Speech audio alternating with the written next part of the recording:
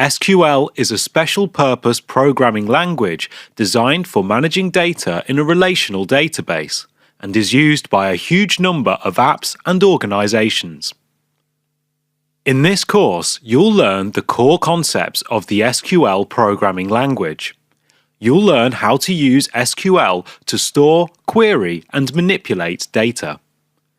Learn how to request data from a server, limit and sort the responses, aggregate data from multiple tables with joins, and edit and delete data. We'll then show you the basics of creating tables and selecting data in various different ways. You'll learn important concepts associated with relational databases. You will run SQL commands to create database tables and define data element types. By the end of this course, you should have a good understanding of the SQL programming language.